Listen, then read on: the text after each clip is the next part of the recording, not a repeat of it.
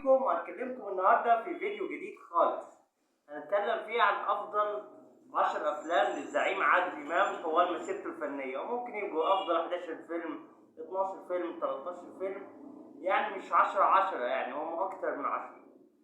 اول حاجه فيلم الانسان يعيش مره واحده، تاليف وحيد حامد، اخراج سيمون صالح، بطوله عادل امام، يسرى، علي الشريف، كان جاي بدور بكري في هذا الفيلم ده من اجمل افلام عادل امام.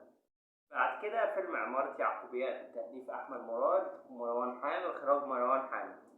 الفيلم ده شخصية زكي الدسوقي، وكان أشهر مشهدين فيه إحنا في زمن المسخ، والمشهد التاني ما أنت غفور رحيم يا رب ما تغفر لي ذنوبي، خليهم 50%، خليهم 70، خليهم 80، ما تخليهم في 100%، ما أنت غفور رحيم. دول أكتر مشهدين كانوا مؤثرين في الفيلم وسمعوا مع الناس. بعد كده معانا فيلم الإرهابي، بطولة عادل إمام وأحمد راتب وسعيد طرابيق وصلاح ذو الفقار ومديحة يسري وشيرين وإبراهيم يسري. الفيلم ده أشهر جملة فيه لا تجادل ولا تناقش يا أخ علي، جملة أحمد راتب. فيلم الإرهابي موسيقى عمر خيرت كانت أحلى من الفيلم كمان. يعني الفيلم هو حلو جدا وشد الانتباه، والأحلى منه الموسيقى بتاعت عمر خيرت، الموسيقار الكبير عمر خيرت.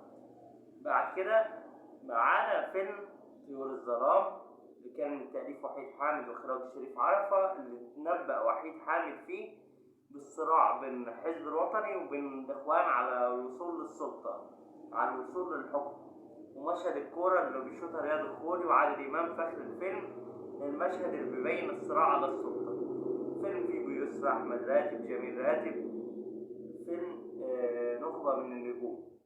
بعد كده معانا فيلم الإرهاب والكباب، تأليف وحيد حامد، إخراج شريف عرفة، ملحمة سينمائية جديدة يقدمها عادل إمام عن طريق أحمد راتب، على ولي الدين يسرى، محمد يوسف، إنعام ساروسة. الفيلم ده وكمال الشناوي. الفيلم ده بيتحدث عن أوجاع المواطن، أوجاع أشرف عبد الباقي في الجيش، أوجاع أحمد راتب اللي ظلم القضاء.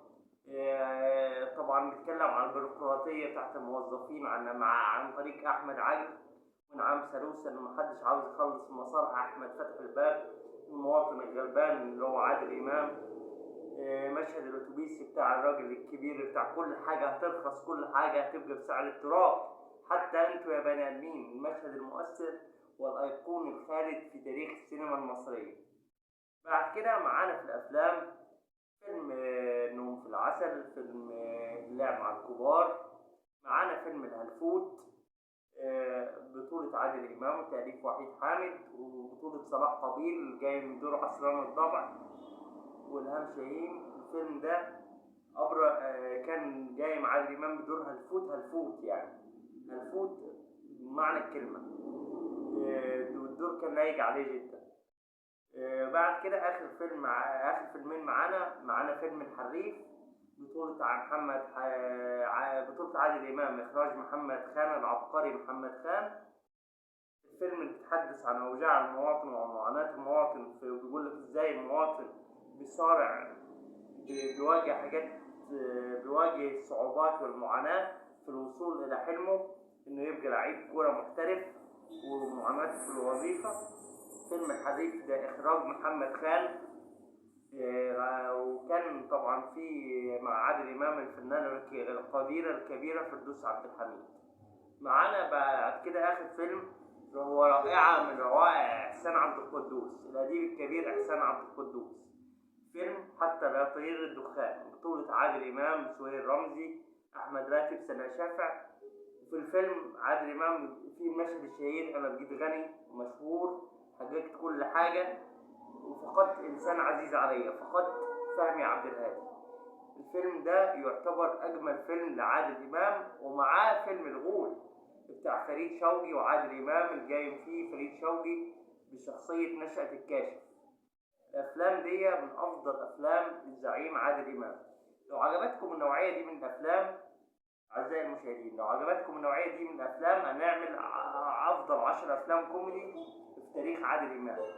بس عاوزين نكتر اللايكات على اليوتيوب، يا ريت نكتر المشاهدات، متبقاش تبقى 100 مشاهدة 200 مشاهدة، عشان نقدر نعمل جزء تاني من السلسلة دي، ونعمل أقوى أفلام أكشن لعادل إمام وأقوى أفلام كوميدي لعادل إمام. مش عاوزين نحس بالإحباط عشان نقدر نكمل معاكم.